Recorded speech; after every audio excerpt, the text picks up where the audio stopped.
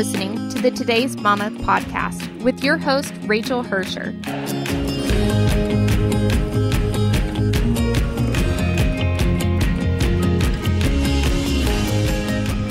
Before we get to this week's episode, I have to remind you to check out todaysmama.com. So much good stuff this week. Have you guys seen the viral wedding video where the 5 brothers create a special wedding dance for their sister? I dare you not to cry. Here's the thing. This video literally has tens of millions of views to it just this week. I feel famous because the bride and her brothers are my second cousins. So go grab a box of tissues and check it out. I promise the tears are good tears. Also, for all you mamas that might need a little side hustle for the holidays, Amazon Flex is hiring in over 50 cities. You make your own hours and $18 to $25 an hour for doing deliveries. So got room in your minivan? I thought so. We've also got the new Aladdin movie teaser trailer up and a high school Harry Potter dance routine that will blow your mind. Think Harry Potter meets West Side Story, kind of, but cooler and with Voldemort. So you can find all of that this week on todaysmama.com. Now remember, if you want updates delivered straight to your inbox, be sure to subscribe. Just visit todaysmama.com/podcast and click the link that says, "Let's go study." We're ready.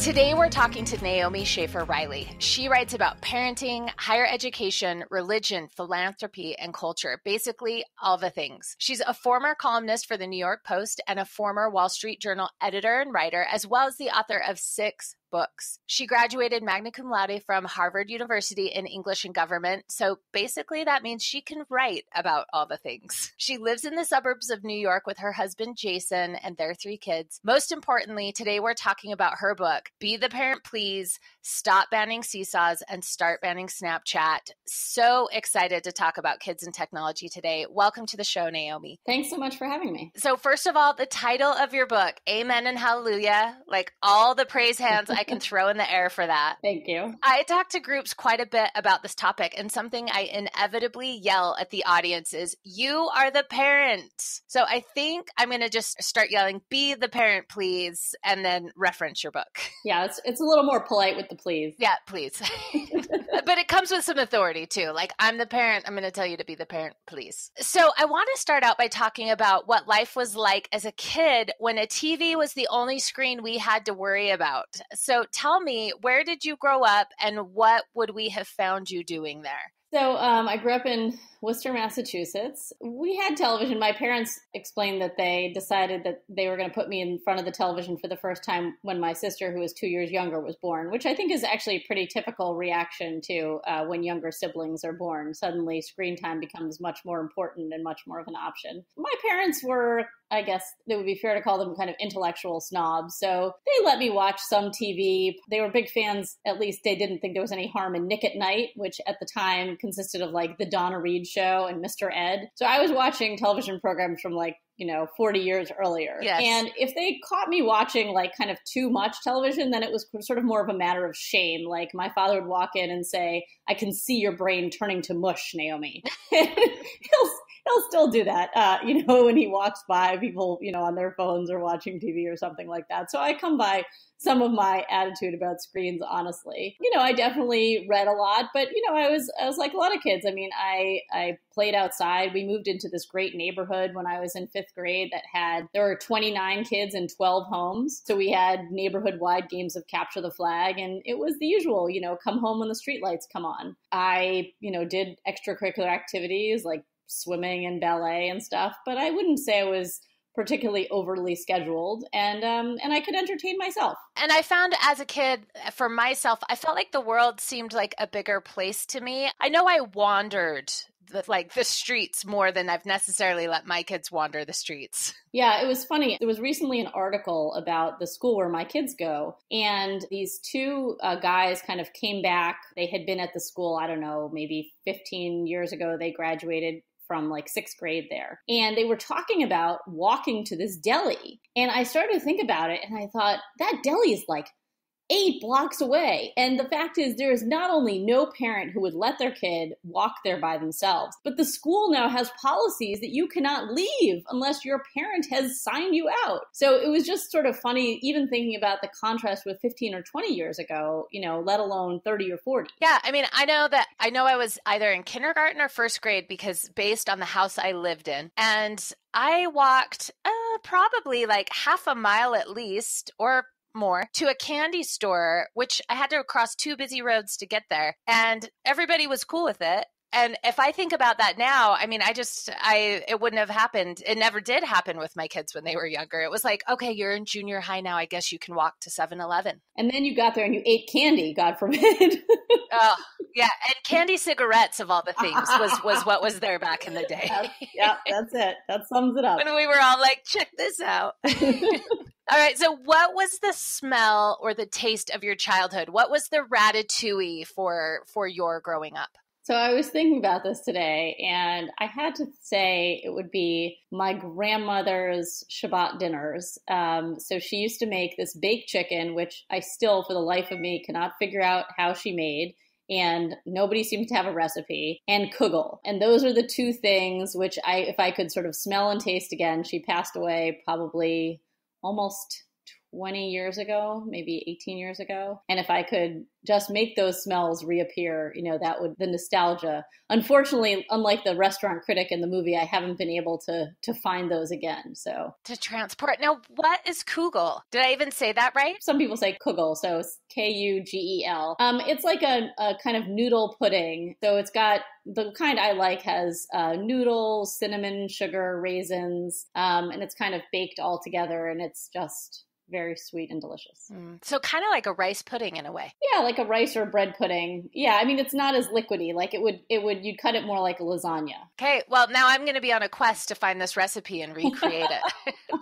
Very good. So when we were in elementary, well, you're a little bit younger than me, just by a bit. But when I was in elementary school, I remember a lot of talk about too much screen time on TV. So it was like, screen-free summers, just totally talking about TV and all those challenges. I remember getting them in like 2nd grade, 3rd grade, 4th grade. And by comparison now, the issues we had with TV back in those days, the 80s and 90s, seem to pale in comparison to how much screen time our kids are dealing with. So I mean, talk to me about your book and how you started it, but where are we going wrong right now? Yeah, the problems back then seem kind of quaint by comparison. I mean, obviously, the biggest difference now is that you could take the screens with you. At some point, when you left the house, got in your car, wherever it is you were going, went to school, the screen had to stay at home because it was plugged into your wall. So I think, certainly there were kids who were, playing some video games after school, but this ability to never have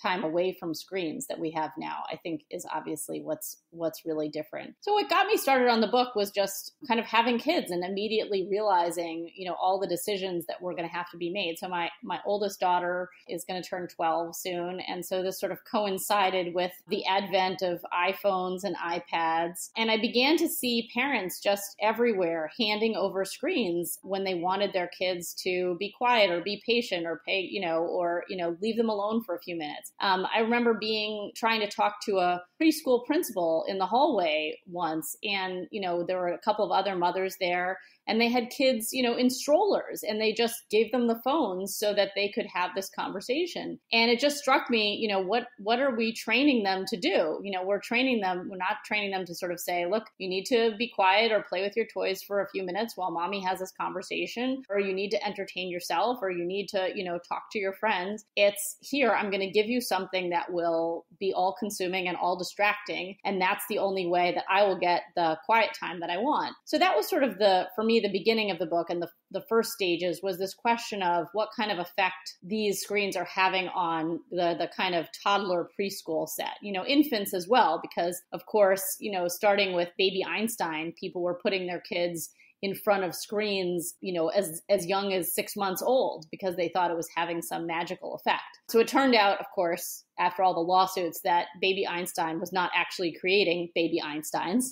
And it's almost sort of funny to look back at those like weird screens now, and you can see how they're mesmerizing for kids, but they're not doing anything for them. And for a lot of kids, it's sort of creating this expectation that there will always be something on and light and moving in front of me in order to make me happy. And we've sort of substituted the banging on pots and pans and kind of exploring with hands and bodies, all of the sensory exploration and the physical exploration that needs to happen. We've substituted that with screens. And I think, you're seeing teachers and parents and babysitters and, really sort of seeing the effects of that. All of the kids who need to have a lot of different kinds of occupational and physical therapy because they haven't had those opportunities at a young age to explore how things feel and how they sound and, how you pick them up. And, whether it's kind of using your gross motor skills or your small motor skills, again, it's a matter of substitution. And I think that's a lot of what the book is about. It's about what are we taking away from childhood in order to give kids screens. So what's the most alarming research you're seeing these days, the impacts of everything you just talked about? What are you starting to see pop up? You talked about kids needing to do, therapy for some of those very tactile things that they're missing out on. What else are you seeing? I think you're seeing certainly some attention issues, and a lot of people, talk about, whether this is cause and effect or cause or effect. But I think you're starting to see that kids who are on these screens too much have a great deal of difficulty paying attention in school, having social interactions. And, they've done studies where, they take away screens for even, a few days. And the difference in terms of how kids are able to look at another person and tell what their emotions are change dramatically. If you're not paying attention to other people's faces and not paying attention to the way they're talking to you because you're always looking at a screen, it will have a severe effect on your ability to have those social interactions, which we know are so important. I think, the intellectual development is also clear that screens in classrooms are having a huge impact too. And it's often a distracting one. In the book, I cite this kind of weird memoir that was done by a novelist, but he went and did a month of substitute teaching in the Maine public schools where they have a one-to-one iPad program. So one iPad for every kid. And he was just describing classroom after classroom of total distraction. Kids were, not just that, Miss So-and-so, I can't get online, Mr. So-and-so, like I'm having problems with this. They're supposed to be doing their work on the iPads. But then beyond that, half the class, he confirmed, was just busy surfing the web or looking for answers on the web rather than actually paying attention to what the teacher was doing. And I think this is so easy to imagine. I mean, this is what all of us do. When we're in meetings and we have our phones, everybody knows you're not paying attention to what's going on in the meeting. So why would we think it'd be any different for kids, especially kids who haven't developed the ability and the kind of restraint that's necessary to either turn the screen off or, listen to something else over it?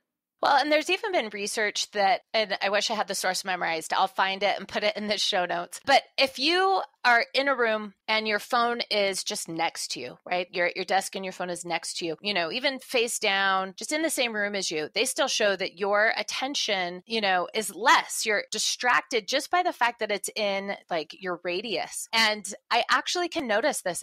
When I'm at my desk and I've got to do something important and I put my phone in the other room, I can concentrate so much better than if it's even, within 6 feet of me. So arming our kids with those iPads and screens in their hands all day long, is just creating that total distraction, and expecting them to show some self-restraint with those things and treat them responsibly seems irresponsible on our parts to me. Yeah, they're not ready for that. I mean, I think, part of the book, everyone always asks me, well, they're going to have these phones eventually, so why don't you let them have them now and, teach them how to, use them the right way. I think, there's an argument for doing that for teenagers. But, when you're starting to get, 8-year-olds who are on screens, sometimes, at least 6 hours a day, and I'm not even including homework there. I mean, the question is, do you really expect an 8-year-old to be able to have that kind of self-restraint when a lot of grown-ups don't? And I think part of it is that we need to be teaching kids at a young age still these other pleasures of life, like the pleasures of actually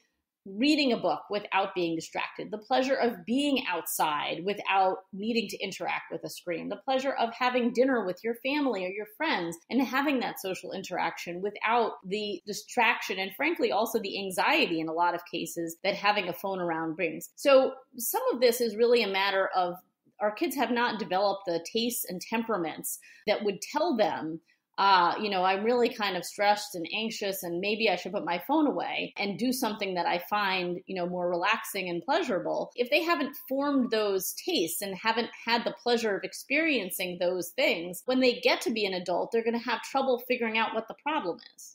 Exactly. It's that they don't have the emotional intelligence yet to say, here's why I feel the way I'm feeling. I need to self-moderate right now. And as you said, plenty of adults are having the same problem, to expect kids to have the level of emotional intelligence required to manage those habits is kind of out of line with their abilities. Yeah. And I think we're also underestimating, when it comes to older kids too, obviously what the impact is of social media on their emotional state. And even when the phone is in the other room, even when the technology is in the other room. I talk to parent audiences a lot and I say, okay, let's imagine that your friend is in the next room and I tell you that for the next hour, they're just going to be talking about you. I'm not going to tell you what they're saying and you can't check, how would you feel about that? And to me, that's part of the issue of even having your kid on social media, which is that they are going to want to constantly check because they know this is going on behind their backs and it's going on at all hours of the night. It's going on all day while they're in school, in class, and there's nothing that they can do about it. And that's why I think it's incumbent on parents to say, we would like to keep you off of social media, frankly, for longer because, you're entitled to your childhood and we don't need to take that away just because we're in a rush for you to become a grown-up. You are entitled to your childhood. I just put that in big, huge words because that's what it is. Social media in particular and handing them too much technology puts them in a rush for growing up. It speeds time up. It puts time in a time warp even when they're using the devices, right? So yeah, I just think they're entitled to a childhood. That should be the driver. The issue of how we experience time is something that came up a number of times while I was doing this research. And it's something that I really started to think about. I don't know whether you saw the Mr. Rogers documentary that came out. Yeah, just last week, actually. One of the things that came up in that again and again was how Fred Rogers saw time and how he was willing to have these long periods of silence during the show and how the show operates on this very slow level. And, periodically they show you what other kids' programming looks like, how fast, how much action is going on. And it is a big contrast. But the way that I started to think about time during this is that there are things in our lives that we want to go by faster. In the beginning of the book, I tell the story about being in the emergency room with my daughter when she was young and realizing that there was this 24-hour Cartoon Network on. And I just felt so relieved that Dora the Explorer was up there on the screen and, that she was experiencing discomfort and fear and all these things, but there was this great distraction. And I think it's important to recognize that technology has the ability to kind of take us away from ourselves when we are in pain or, experiencing kind of endless boredom, things like that. But now it has the habit of doing is of making time speed up all the time. We're always distracted. And I feel like most parents, if you ask them, like, do you want your child's, these years to go by faster and faster? They would say no. But that's sort of the effect of when we hand them these screens all the time in order to make that 5-minute line in the supermarket go by faster or the 20-minute car ride across town or something like that. We're making it all go by faster and we're not taking the opportunities to have conversations or, to do other things besides just look at phones. Yeah, there's always something there. And even as adults, we lack the ability a lot of the time to be in an elevator with other adults or people, right? Or to stand in the grocery store line without pulling out our phone to be that distraction from what makes us feel kind of mildly uncomfortable. And so these devices almost act like coping. It becomes a coping mechanism to reach for them, when we just don't want to feel what we're feeling or really experience the moment we're in. Yeah, I think that's true. And that is the message that we're teaching kids. A friend of mine was talking to me about just the experience of being in a car when you were like a teenager and, like a sad song coming onto the radio and you're upset about a breakup with someone or something like that. Now she said, stop at a traffic light, you pick up your phone and you can just sort of like the feeling will just pass just as quickly. You don't really have to kind of fully embrace the emotion. Yeah, you don't have to feel the thing. Yeah. Those angsty teenage years, you got to hear those sad songs. Yes. You're listening to the Today's Mama podcast with your host, Rachel Hersher. We'll be back right after this.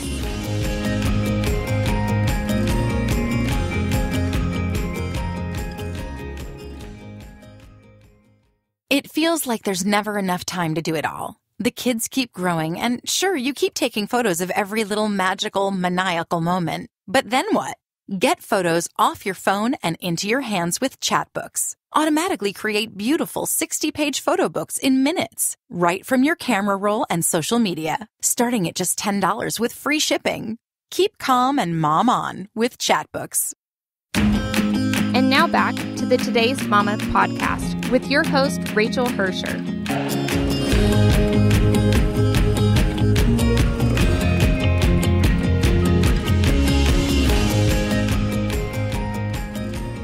Well, one thing I want to go back to on education just really quick before we kind of move off this topic is a lot of people, kind of the argument for iPads in schools or, hey, let's be as plugged in and as tech savvy as possible. The thing that strikes me about that is that if we look at Apple devices or any tablet, really, what's amazing about them is the simplicity of it. The fact that we can hand it to a baby or a toddler, and within minutes, they know how to operate the thing. So when it comes to education, yes, from a technology perspective, let's teach our kids how to code and to use technology in that way. But I don't find that phones and tablets and apps require a whole lot of education to learn how to use them, enough that they should be involved in a school setting. I don't know. What's your take on that? Yeah, so I actually interviewed quite a few people who are, who work in Silicon Valley or sort of the equivalent elsewhere in the country. And they all thought it was very funny the way people talk about needing their kids to have exposure to devices at a young age so that they'll be prepared for when they were older. And they find parents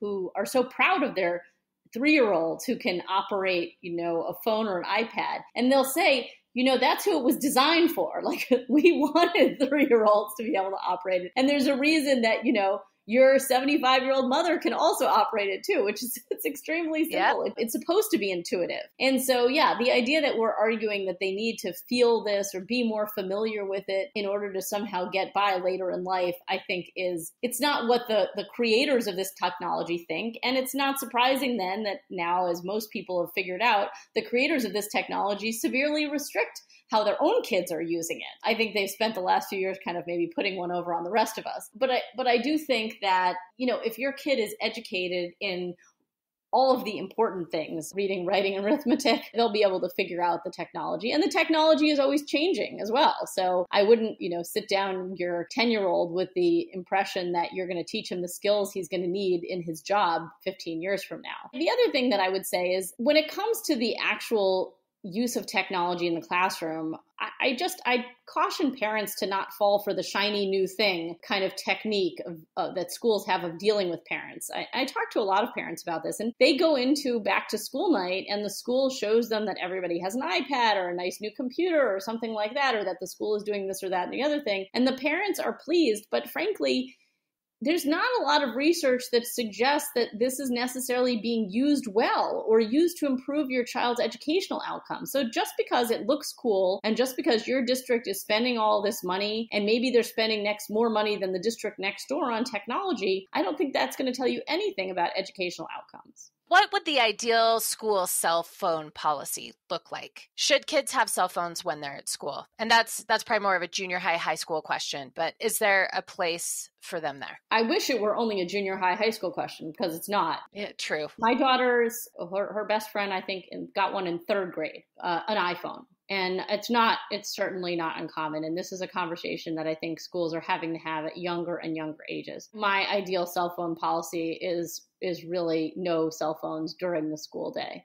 And the schools that where I've spoken with the administrators that have gotten rid of them during the school day have seen dramatic differences, especially during kids' free time when they're at lunch and when they're at recess. The socializing that goes on is so much better and so much more substantive, the conversations, than when everybody is staring down at their phone. And, especially in middle school, I would say it's worse for girls. I mean, a lot of the boys in middle school will still go out and want to play sports, during their free time, but the girls will just sit there after lunch and stare at their phones. And to me, that's not why they're in school. And I would actually think that in some ways schools could be the last bastions if parents are kind of unwilling to buck up and sort of say, I'm going to restrict your screen time at home. At least they know that there'll be a certain number of hours in the day where kids will not be able to stare at their phones. And in classrooms, I mean, I think a lot of times it's either kind of silly or lazy. I mean, the Wall Street Journal had a story a couple of years ago about,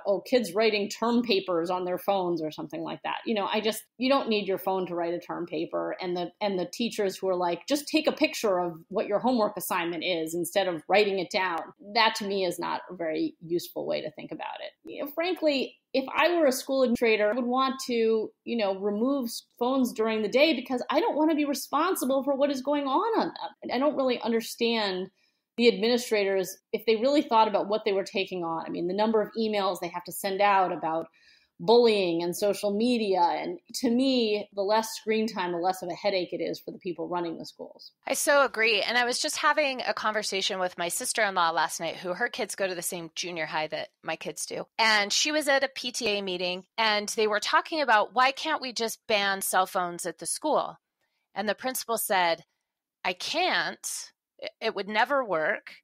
And I was waiting to hear what the answer was. Like, oh, okay, there's got to be some really strong answers for why he feels like kids need their cell phones. And his answer actually totally disappointed me. It was, parents would never stand for it. So you've got the parents who want their kids unplugged, and then you've got those other parents who are just like, no, I need to be able to reach my kid whenever I want and need to, and they need a phone. And that there's pushback from both sides of the spectrum from a parent perspective. And that kind of floored me. Yeah, the reaching the kids thing, I just think it's really a problem. I mean, the first thing is, frankly, in case of emergency, if you don't trust the adults at your child's school to be able to help them, then your child's at the wrong school. I send my kids off to school every day, and I send them to a school where I trust the adults to be able to make decisions in case of emergency, which means that I don't need to be waiting for a phone call for my child if something goes wrong. That to me is kind of the baseline here. But I think the second thing is this whole idea of needing your child to communicate with you by phone. For most of these parents, they're not even talking about emergencies. They're talking about like when their child wants to be picked up from basketball practice or something. Yeah, or I'm getting requests for Chick-fil-A like 5 times a day. I'm like, girl, I'm not bringing you Chick-fil-A today. Shut it down. I always have this conversation with parents where I say, okay, you have to go out and do this one thing. You're going to have to buy one thing for your child instead of a phone. It's this weird thing, and it's called a watch. You're going to teach your child how to tell time, and then you're going to say, I will pick you up at 5:30.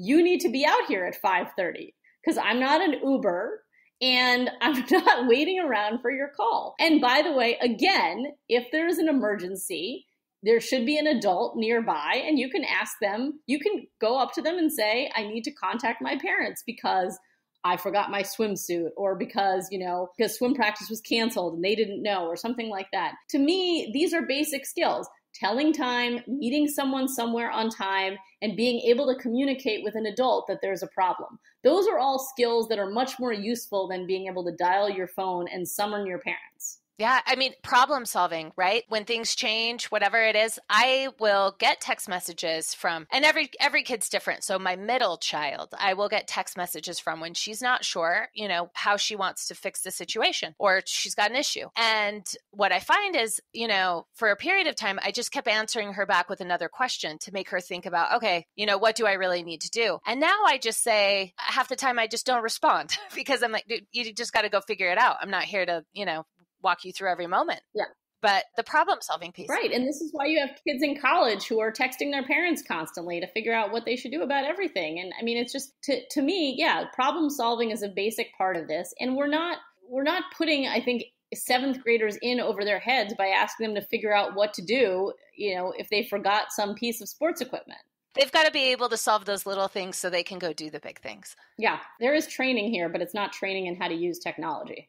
So another interesting piece that I've talked about before is in our homes, we say, but wait, don't kids need phones for emergencies? So we talk about, them having them at school. But then what I find is so many people have turned off their landlines and say, oh, well, they need a cell phone to be at home with them if I'm not here or whatever it is. Or I've even had my child go babysit somewhere else where they didn't have a home phone or a landline that they could access, and if they didn't have a cell phone, that was a problem. So I actually am pretty big on saying, hey, have a home phone, guys. Like, let's not cut all the cords, because a home phone is not a cell phone. A home phone is there and can be used in an emergency and is always accessible and doesn't have a dead battery, and those types of things. Do you have any opinions on home phones? Well, we still have one, but I think that, the other alternative for a lot of kids, and this is, I don't know whether you're familiar with the Wait Until 8th campaign for cell phones, but one of their sort of exceptions is they say, it's fine if you want to get your kid a flip phone, because the real problems that arise are coming from your kid having basically unlimited access to the internet and social media, and having a flip phone so you can have these phone calls in emergency situations is perfectly fine. And I tend to agree with that. I think the idea that because you need to be able to communicate with your kid about when they need to be picked up for a party, that means they need unlimited access to the internet, I think is a leap that we're making a little bit too quickly. What age do you think kids should have a cell phone, their first cell phone? You mean not a smartphone? Yeah, let's say flip phone. I would think probably by the end of middle school, a flip phone seems like a perfectly fine. It seems like they'll be at places where, they need to communicate with parents to be picked up from a party or something like that. And they have more independence. So I think it makes somewhat more sense at that age. And then how old for a smartphone? Well, that's a decision that we're still making. But I think probably 15 or 16 for a smartphone. And a lot of people, think that would be too crazy late. But frankly, a lot of parents need to ask themselves questions about, to what extent are you willing to monitor what is going on that phone? And, for those of us who have jobs and multiple kids and a lot of things going on in life, frankly, I don't really want to take on the burden of having to figure out what's going on my kid's phone every night. I agree. And I think when kids have smartphones, I've said this a billion times, there's no set it and forget it solution. You can't just put a set of restrictions on the phone and be like, fly, little bird. You are always, it's an ongoing conversation every day, what's going on with that device. And so you have to, as a parent, be ready to commit to that. Yeah. No, I had a very funny experience. I don't know, maybe it was a year or two ago. I was in the Apple store for some reason, and a woman came in next to me and was talking to one of the Apple geniuses and was going to get her, I think, 12-year-old an iPhone, and said to the guy, can I put filters on the Safari app on the iPhone? And the guy was like, no, not really. And then the guy sort of started explaining that, as a parent, you really need to trust your child. And, I was like, this is crazy. You are trying to give this woman parenting advice.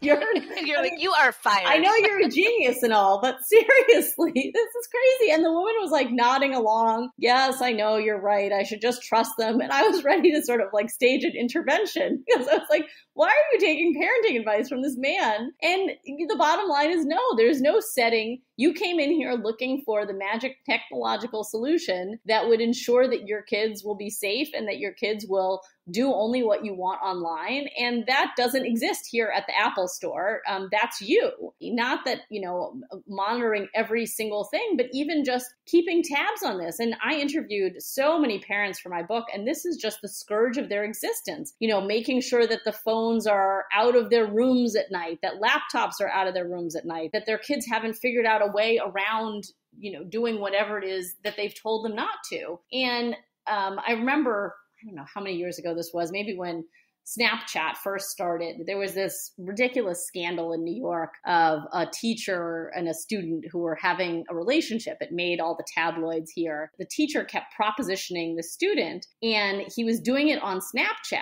And the kid took a screenshot of it and released it to the tabloids and said, look at what this teacher is doing. So we were, I think, visiting with cousins, and one of my cousin's sons, who was maybe 10 at the time, was laughing, and he's like, how does this teacher not know that, you can take a screenshot of Snapchat? And we're all like, you can take a screenshot of Snapchat? What? I mean, the kids are going to inevitably figure this out before you. And so, how much stress do you want to have trying to monitor all this? Yeah.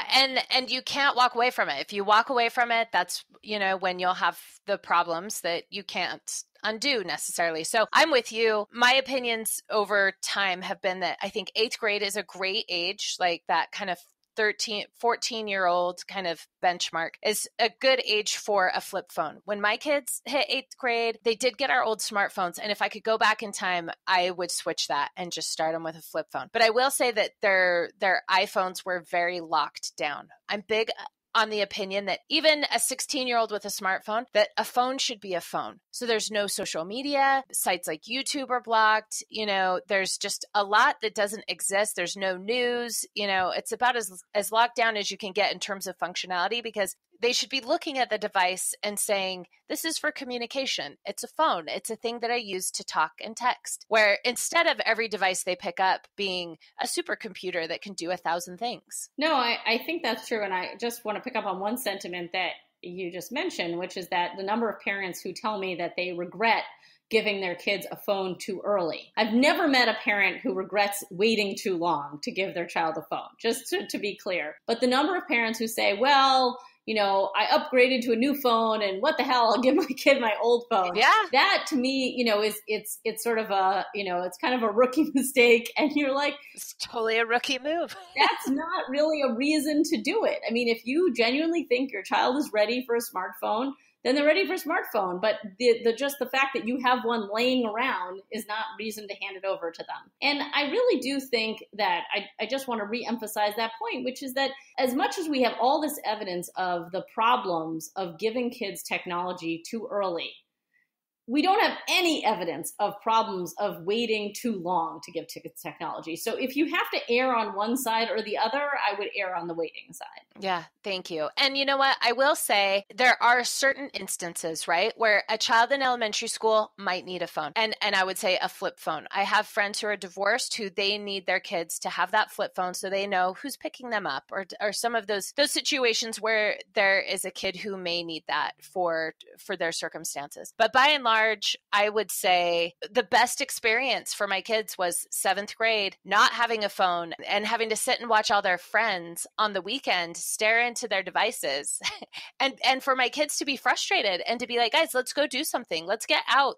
This is so boring. Why are you guys all just staring at your phones? That was really frustrating for them. And I'm glad it was. It was an experience that, they had to have to look around and be like, guess what? I don't want to be like that. Right. And there are other things that I would rather do. And yeah, you don't want to be the person who's just staring at your phone and other kids are kind of looking for to do something more interesting. I think we've trained kids that so much of the entertainment is going to come out of a screen. I mean, I tell this funny story, but I remember when my son was maybe in like 2nd grade or something, and he had a friend come over after school. And as someone who works from home and is always trying to get a little bit of work done here or there, I find, especially now, my kids are in an age where if they have friends over, that means I don't need to entertain them. And so I remember this kid, came off the bus with my son, and he immediately, looks at me and goes, "Where is your device?" And I looked at him and I actually said, "You are the device." I was like, you don't understand. You're here because I want my son to be entertained. Your guys are supposed to go out and play basketball or do something else. If I just wanted my kid to sit in front of a screen, I wouldn't be having you over. You are the device. That is another thing I just wrote down and underlined 3 times. You're listening to the Today's Mama podcast with your host, Rachel Hersher. We'll be back right after this.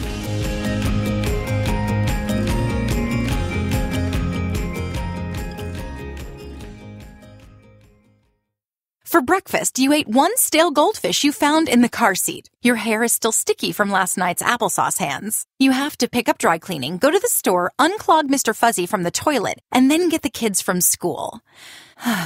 You deserve something easy. Now you can automatically create 60-page photo books straight from your phone's camera roll and social media for just $10 with free shipping. Time flies. Hang on to every weird, wild moment with Chatbooks. And Now back to the Today's Mama podcast with your host, Rachel Hersher.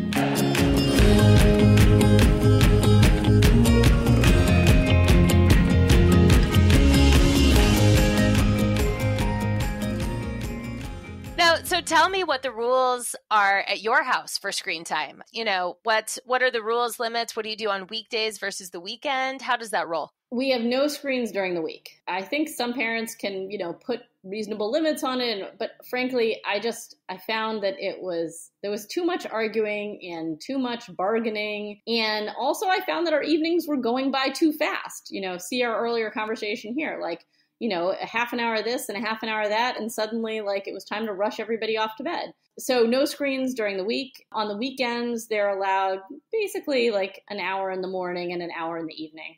There are occasional exceptions. My son will watch a football game with his father or something like that. But in terms of actual, playing things on the iPad or looking at, or watching Netflix videos, it really is restricted to a few hours on the weekends. We, have exceptions for, things like long plane rides or dental procedures, things like that. Yep. The more you just stick to the rules, the easier it is to stick to the rules because, the kids stop expecting it. I mean, everybody, when other parents find out, oh, you don't have any screen time during the week, how does that work? Aren't your kids constantly begging you? I'm like, no, because you know what? We don't have chocolate cake for breakfast either. And my kids are not every morning, hey, how about some chocolate cake for breakfast? You learn how to manage their expectations. And the expectation is the screens aren't coming out during the week. Yeah. So I try to kind of suggest that if you can just stick to that for a few weeks or a few months, it gets easier in the long term. Well, and how have you set up your home or the environment in your home to reinforce those rules? So we have iPads, but really the only place that anyone can use them is in our family room.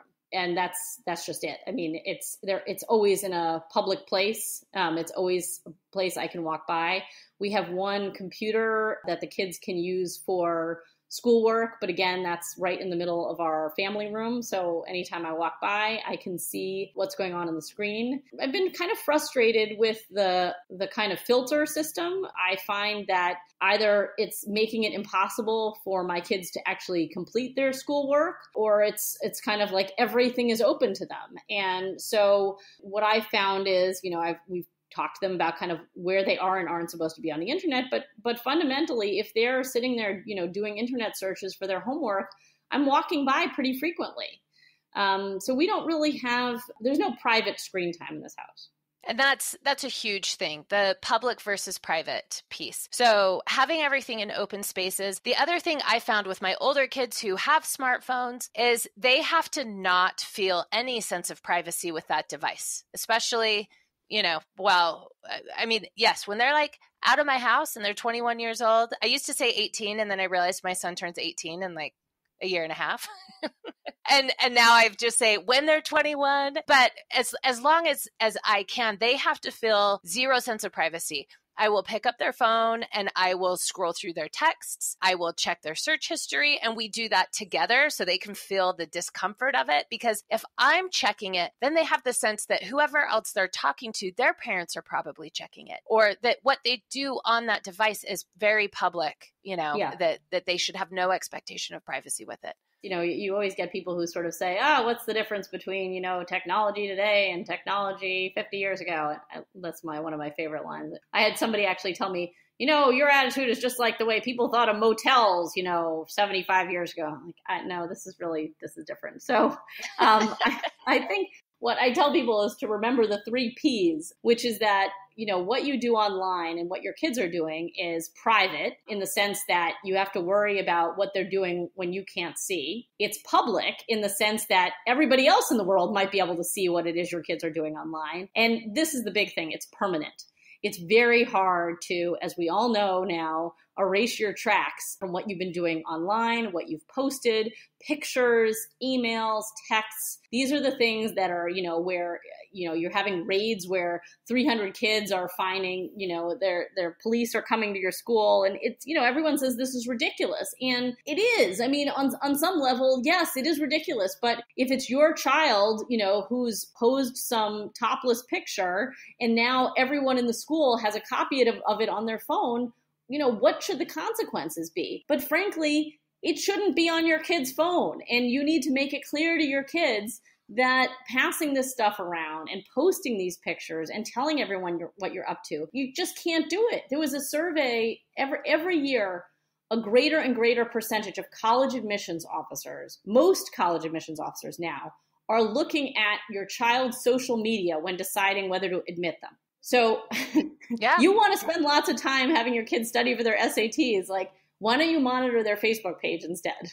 Yeah. And you know what? A lot of these things get solved when we let a phone be a phone, not a supercomputer, right? Like it has a job and it does that job and it's not doing all the other things. And this brings me to my next question. For me, it's really limited access to social media. What are the social media platforms? Because you just mentioned what they check when they apply to college: Facebook, Instagram, anywhere they can see them. My own husband, when they hire their engineering firm, they will pull up that applicant's social media. And I die at what grown people leave public on their social accounts that actually does make it, tips the scales on whether they get the job or they don't. Yeah. A long rambling question, but what social media platforms have the green light in your eyes and at what ages? I am not sure, frankly, at this point. I mean, I think that whatever platform it is, I'm not satisfied with the way that those platforms are monitoring. I mean, Facebook just came out with, a whole special platform just for kids. But the problem is that a lot of these companies now are focused on stranger danger. They're like, well, we're going to make sure that no stranger adults can contact your kids. And that's unfortunately been where a lot of the focus has been on internet safety. But frankly, a lot of the problems from social media are going to come from kids that your kids know. It's not about making sure that there aren't just pedophiles lurking around your child's Facebook page. It's about all of the bullying and all of the gossip and all of the peer pressure and all of the things that come from, your child being on social media with everybody else in their school. So to me, that is what I'm going to have to figure out is at what age do I think that this is going to be a good thing for a child to be on. And right now, I can't think of what age that will be. It is always going to seem to me like the negative is always going to outweigh the positive of social media. I would always rather my kid be doing something else. I would always rather them have face-to-face interaction. And people will say, oh, well, your kid is never going to find out about the parties going on. I mean, look, I will have to cross that bridge when we come to it. But right now, my children, some of their classmates are on, group texts. My child is not on group texts. I have no desire for them to be on group texts. And already the school has sent out 3 emails in the last year, scolding parents for not monitoring what's going on in the group texts and for bullying and release of private information that's going on there. For me, I don't think it's a matter of what the program is, whether it's Facebook or Twitter or Instagram or Snapchat or any of these things. I think it's going to be a matter of which can I most easily monitor and when my child is going to be ready for the huge emotional responsibility that's going to come with being on social media. Well, and when you talk about group texts for elementary school kids, and we worry that we don't have the right filters and parents are having to be a filter on those group texts. Kids don't have the right filter. Kids using that device to have a group text chat in elementary school, they don't have anywhere close to near a filter to manage that, right? And we can't let that run willy-nilly. And I think the same thing with junior high and high school about the stuff they decide to post. My kids just don't have the right filter. And it's not because they're not smart enough or they don't possess the skill. It's just developmentally as time goes along, would I post if I were to go back in time and look at what I would have posted in high school about myself and my friends, it'd be very different than what I post now.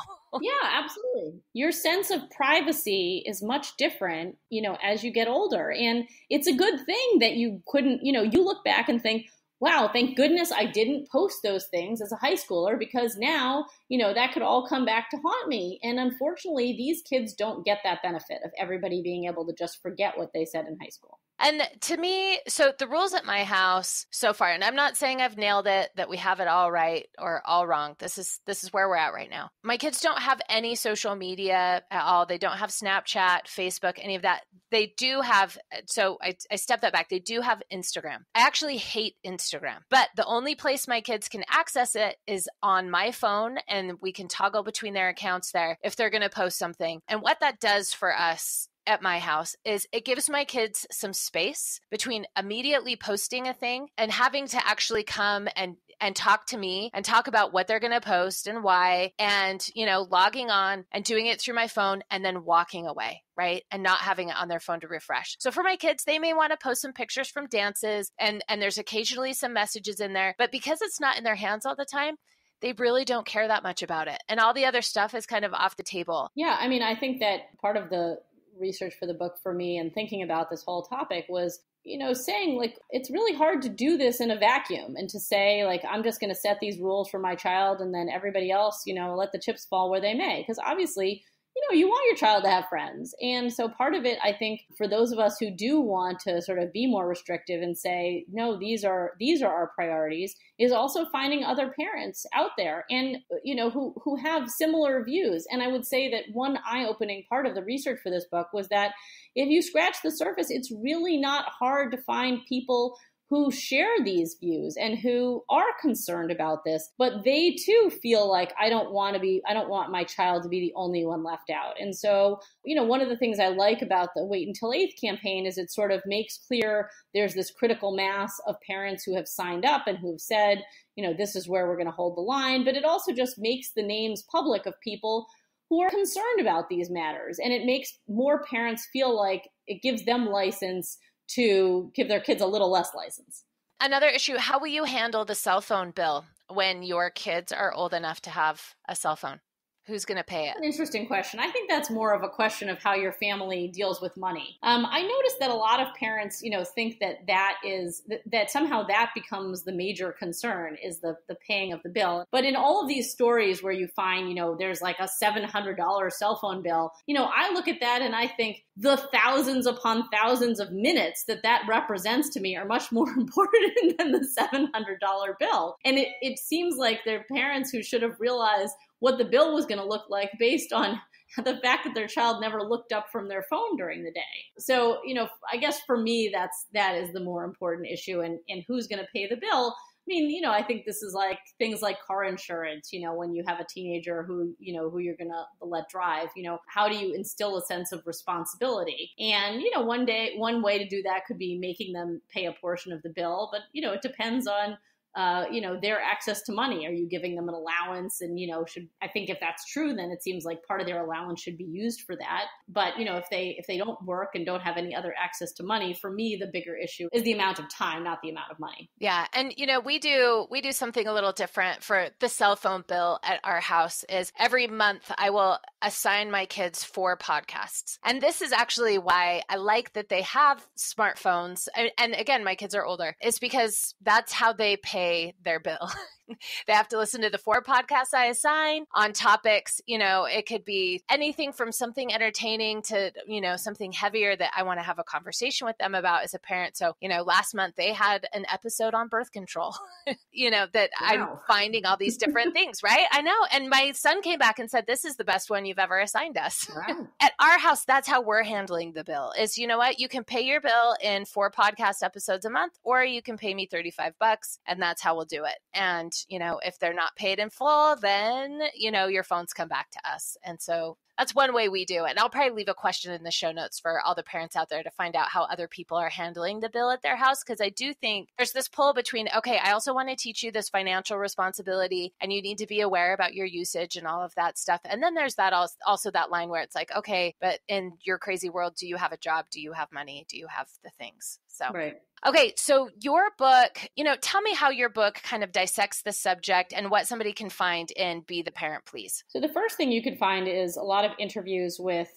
researchers, teachers, and parents about how they are handling the question of screen time in their lives and what the challenges they see are. I've talked to researchers about what the effects are on social, emotional, intellectual, and physical development of screen time. And you can find kind of a good summary of a lot of the research that's been done. In terms of teachers, I think you can find a lot of information about what the effects of screen time are in the classroom. Just interesting studies like, for instance, that kids learn more and retain more information taking notes by hand than by typing on a laptop, which I found to be totally fascinating. I mean, even without all of the other distractions of having internet access on your laptop, taking notes by hand actually requires you to synthesize more of the information. And finally, with parents, I think what's useful is all of the interviews that I've done suggest that there are really a lot of parents out there who share these concerns, and you could find them in your own community. And then talking to them about the strategies.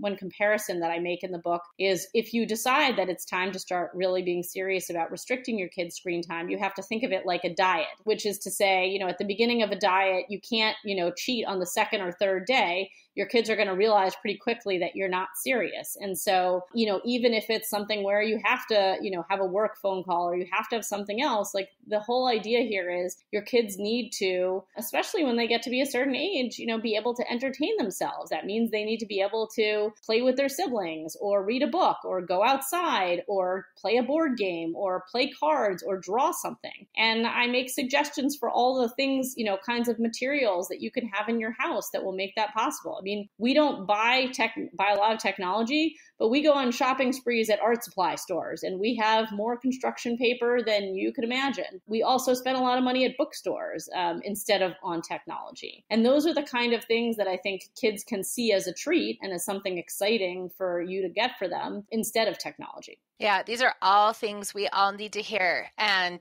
hear them over and over again. So I know you can pick this book up on Amazon. It sounds like they're probably in most bookstores. Where's the best place for people to grab this book? Amazon, and I have the paperback edition is coming out in January, but the hardcover edition is available now. And it's easiest to get it online, but you can also read some of the articles that I have written on the subject at my website, which is naomiriley.com. Okay. And if people were to, if they want to find you online, follow you on any social media platform, where's the best place to find you? At Naomi S. Riley on Twitter is probably the best place. That's where I put up a lot of my articles and sometimes have some back and forths about technology, and I'll retweet some other interesting things coming from people who are researching the subject as well. Okay, perfect. Well, thank you so much for being with us today. We're going to have a few more features on the site on todaysmama.com to go along with this episode as well. So you'll find links for those in the show notes, and I'm sure we're going to be coming after you to talk again. So thanks so much. Great. I look forward to it.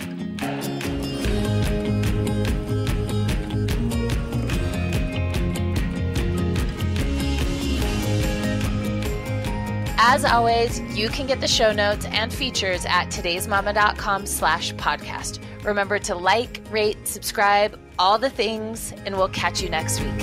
You've been listening to the Today's Mama podcast with Rachel Hersher. To find out more, go to todaysmama.com. That's todaysmama.com. Today's Mama, connecting moms and families with the best of today.